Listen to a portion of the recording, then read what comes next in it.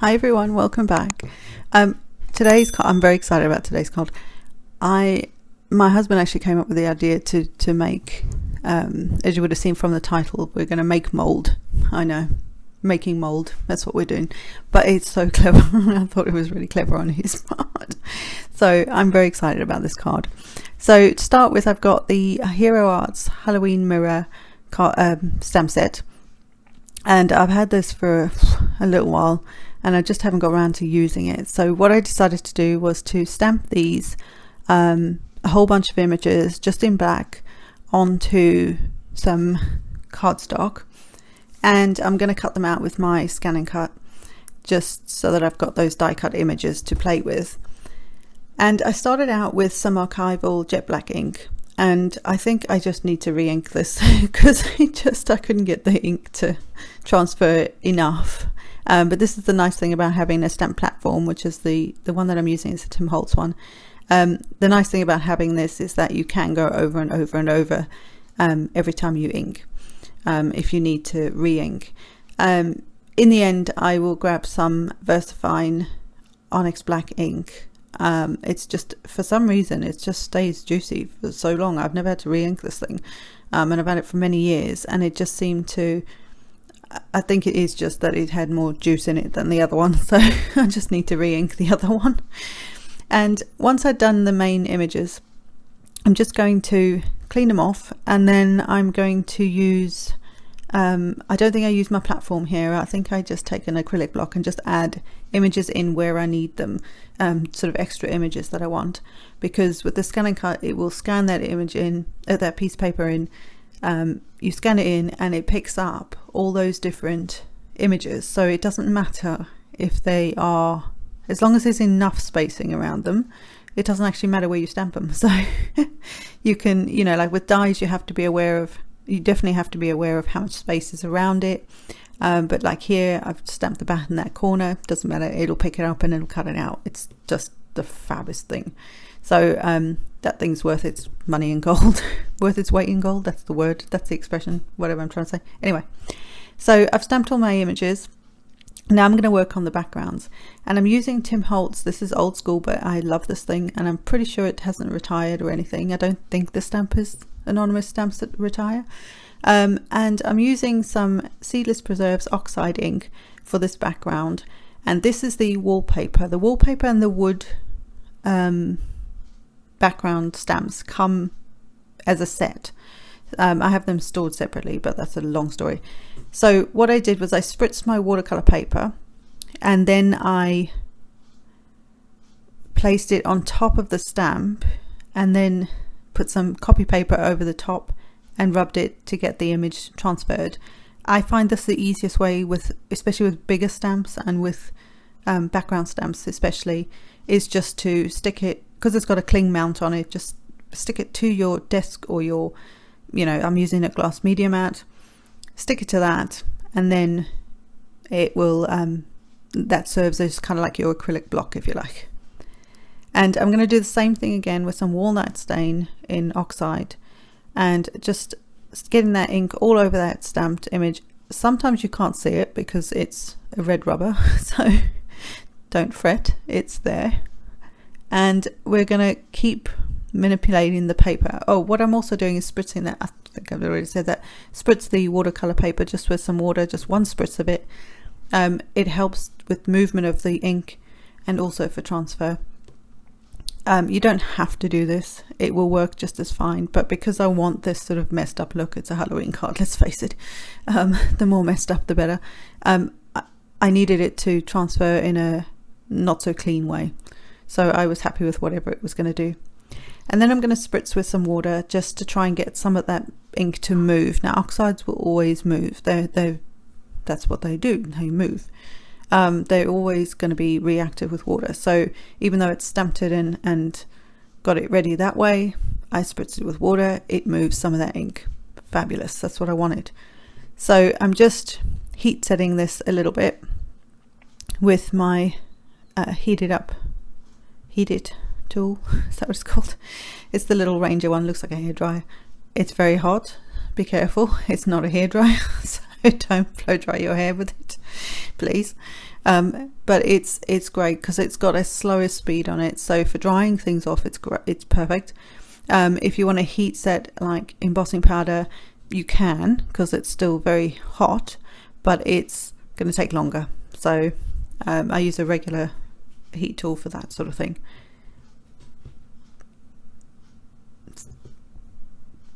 So just drying off this last bit. And oxides too will react differently from the normal distressings. They essentially oxidize. That's the idea, but they're very cool. So now I have my wood and my wallpaper. So I'm going to take my trusty brushed corduroy, it's my new favorite brown, and I'm just going to ink over the top of, in the regular distress ink, and I'm just going to ink right over the top of the whole panel. And I'm not being super careful, doesn't matter. Just getting the ink on there. So now that's all my like wooded background. And then for my wallpaper, this is where we're gonna have, I think this is the bit, oh no, yes, this is where we're gonna have some fun. So I've slowed this down to normal speed. So this is the grit paste in translucent, and my husband came up with this idea. He said, use some of that fancy stuff that you've got and make mold, or you know, add texture. So I'm placing this on where I think, if you think this is wallpaper, I'm placing it where I think we might have some moldy spots, and I'm just getting it on there with a palette knife. Bear in mind that obviously oxides will always react, so some of that ink will be on and was on my palette knife, so be aware of that when you're going back in the jar to get more. But I'm just smushing it wherever. The trick to get it to look like, or for me that I found to make it look like mold, is to use your finger afterwards, and I'll show you what I'm going to do with that. So I'm just going to close that up once I've finished using it and clean my palette knife off, because it's still wet, so it's easier to clean when it's wet, and just get all that excess off there. And then you're going to use your finger and you're just going to lightly tap all over. So this is in real time. I'm just tapping over the top of all those areas that I've done and put that grit paste, and it creates like a, I don't know, it creates like a fluffy look, kind of like mold would be. So the next thing that we had to work out was what color. So we googled what color mold would be, which I know sounds like a funny thing to say, but and at the moment it doesn't look like anything. So but we ran through some colors, and so there are a couple of different colors that we thought would work really nicely. By the way, I didn't heat set this. I started doing it and then I went, no, I don't think I'm supposed to. So I left it to air dry, but it didn't take that long, to be honest. And so now before I get to the next bit of while that was drying, I'm going to take all those pieces that I've cut out. Sorry. Now the VersaFine Onyx Black ink was still wet when I cut it out, so there's some smudgy areas. You can't see it on camera, but there are some smudgy areas, and I'm just going around the edge of all of these pieces with some Hickory Smoke Distress ink. I didn't want that white edge. There's nothing else that's going to be white on the card, so I definitely didn't want that to show up at all. So I'm using Hickory Smoke around the edge there. I even stamped and cut out some spiders, the candles. I mean, this is what my machine will do. This is what the scan and cut will do. It will cut those details out. It's beautiful. I love it. And once I have that all those pieces inked, I'm actually going to bring in an embossing powder and try and make that mirror look a bit spookier, I suppose. So I then decided to bring in some Cosmic Shimmer embossing powder, and this I think is called Snowdrop Pearl. I think I do show you here. Yeah, Snowdrop Pearl. So it's got this sort of pearly look, but like I say, between the VersaFine Onyx Black ink and the Hickory Smoke ink that I've just inked on the edges, there was enough moisture there and enough wet for it to cling to, so I could then chuck the powder on and heat set it. And it just gives it this like weird kind of pearly finish to it. It's very cool. So I thought it worked really well as a mirror. So that's what I did. It's more like a mirror and a frame, I guess. But yeah. But it just gives it this lovely pearl finish. And it's got this sort of misty kind of look to it. So it's very cool.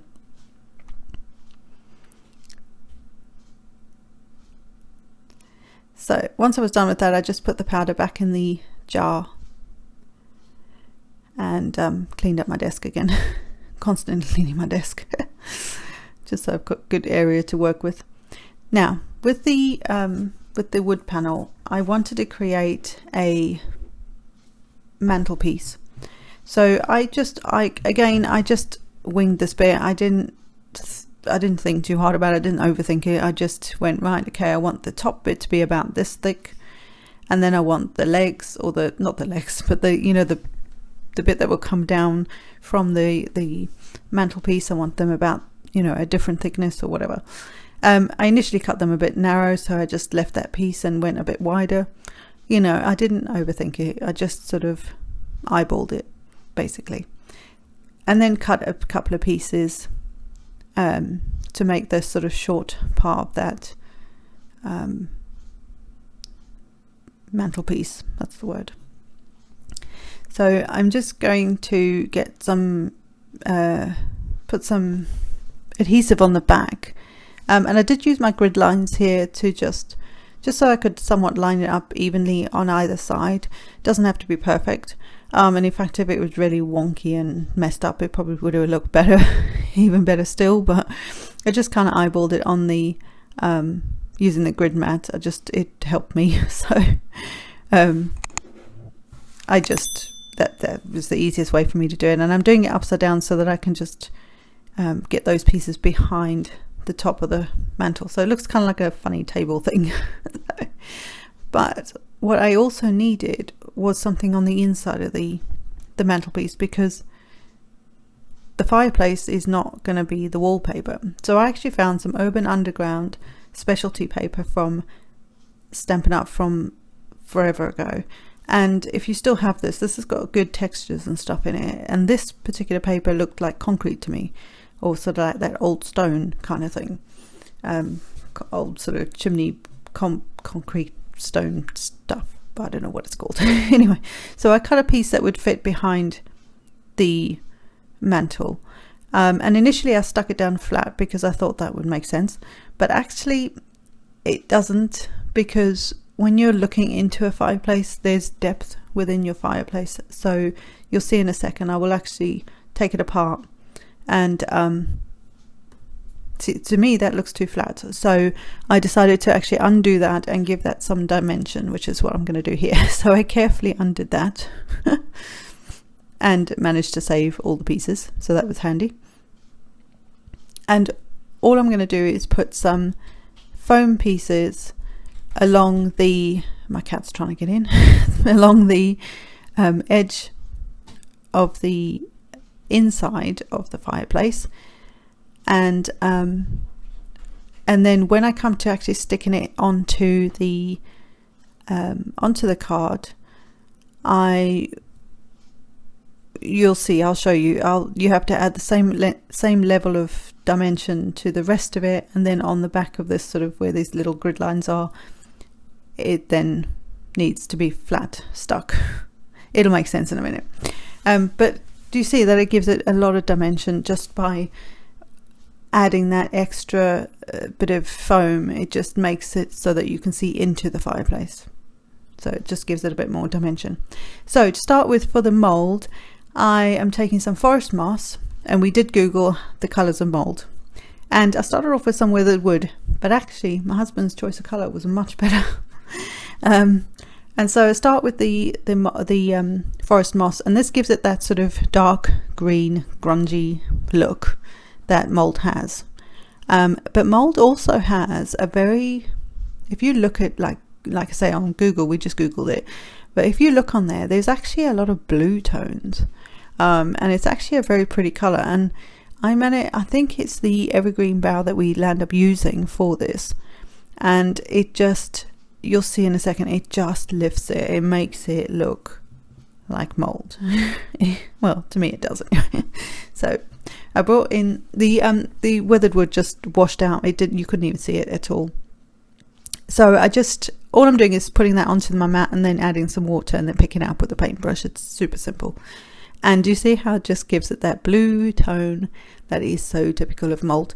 And I love it. So I just went around and just kept adding it in as and where I thought it needed it. But yeah, evergreen bough is a great mold colour, along with forest moss. So if anybody wants to know that, there you go. And it works. I don't know how it works, but it works. But again, because oxides are reactive, and I've added more moisture to that panel, there's more moisture. It's reacting again. So you also get this sort of, it's like a seepage of that that seedless preserves color. It kind of looks like it's seeping out, which is just adds to the effect. So very cool. And then around my Christmas tree, listen to me, around my mantle, I just used some brushed corduroy again. And then I felt like the background needed a bit more. So I grabbed my Ultimate Grunge, I've had this forever, and some walnut stain. And you probably be able to see it in the pictures if you pop over to Instagram when this goes live. If I've posted it by then, you'll see it a bit better there.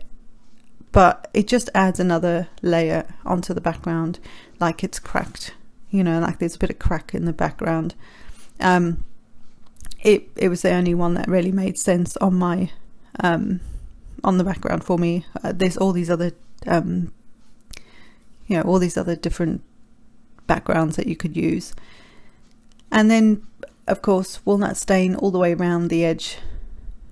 No, brushed corduroy, not walnut stain.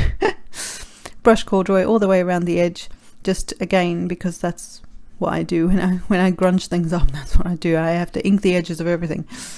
And I did the same with the card base. I think this is Fresh Fig, which is a Stampin' Up cardstock. It's retired, but I had some card bases just sitting there, so I just used that. You'll also notice that I've trimmed down my wallpaper piece, just because the stamp was narrower than the piece of cardstock that I started using. But I think it works really well with the base card as well. And this is some Lawn Fawn 1/4 inch tape. It's really nice tape. It's quite sticky, so I thought it made sense to use it on something where I've used a lot of moisture, a lot of water, a lot of inking, a lot of drying, a lot of all those sort of things, just to help hold it onto the cardstock better. Wet adhesive would work well too. Just bear in mind, I didn't really want to stick something on top of it to flatten it because I don't want to flatten my mold. So this is where I was saying that on that piece that looks kind of like it's got squiggly lines, the back of the pattern paper, I want that to have flat adhesive on it, so just some tape. And then I want some dimensionals around the edge of the rest of it, because to make the dimension of the fireplace, so you're looking into the fireplace, we had to use dimension there, but now to stick it flat onto card you have to kind of make sure everything's level, if that makes any sense. I'll show you in a second when I've taken all these foam dotty things off. And I do stick a million of them on, yeah, but I just have fear that my stuff's going to fall apart, so I stick a billion things on. So I just thought I'd point out the mold while we're waiting for me to take all these things off. Doesn't it look cool? And in real life it looks even better. And it's got that texture, so when you touch it, it's got that texture and that dimension. So do you see how that's all one level? Hopefully that was enough to show you that. So I'm going to get my fireplace in place. And I'm going to start putting all these pieces together.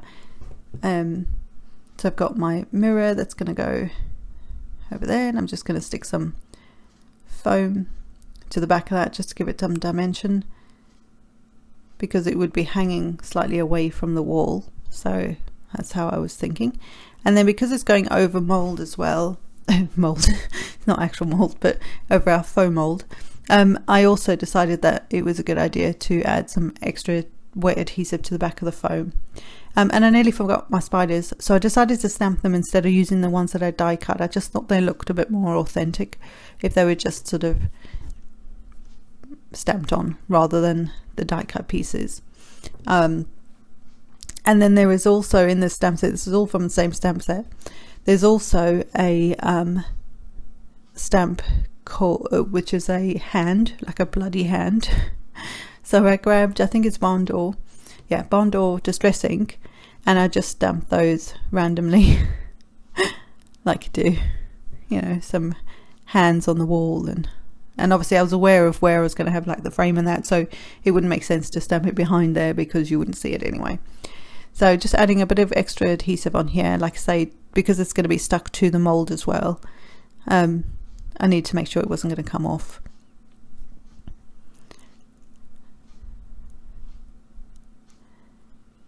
And then I'm going to take my bats and my candelabra, and I'm now going to put that together. So I'm just sticking tiny dots of glue at the back of the candelabra and then sticking the candles in, or on, but like they're in the candelabra, and just waiting for those to dry, and then I will put some small foam on them. And this is where I sort of looked at the spiders, because I'd forgotten about the spiders at this point, the die cut ones, and I still decided that I didn't want them there. So I then put the little crow or raven on there, and for some reason it wasn't sticking, so I just added another foam dot to try and give it some height, thinking, you know, that's probably why it wasn't sticking so well, because there wasn't enough dimension for it to stick. And I think it looks fine. And here I'm just cutting up some foam so that it's really skinny foam for the back of the candelabra, because the frame is on the wall, so that's slightly out from the wall because it's to give it dimension. And then of course the candelabra is going to be sat on the mantelpiece, but that needs to be in front of the frame because it's on the mantelpiece. So I had to try and think of how to get the dimension in without it looking wrong. So you don't want your candelabra to be sat behind the frame, because that wouldn't make sense.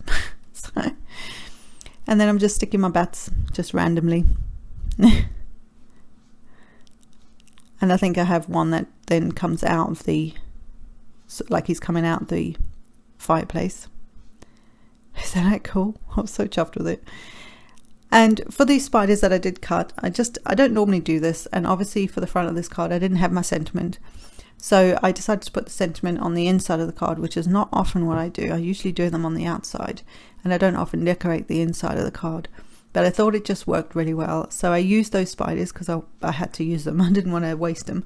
And I just stuck them randomly in the card itself, you know, on the inside of the card. And I think it looks quite cute. So that's it. One moldy card. So hopefully you can see a bit better here.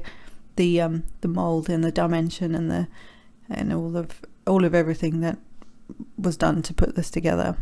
And I hope you enjoyed it, because I had so much fun doing this, and it was so exciting when I did the mold thing. My husband's a genius. I think he needs to give me some more ideas like that. But I thought that was really clever. So yeah, kudos to him. And I hope you've enjoyed this, and I will see you in the next one, guys. Bye.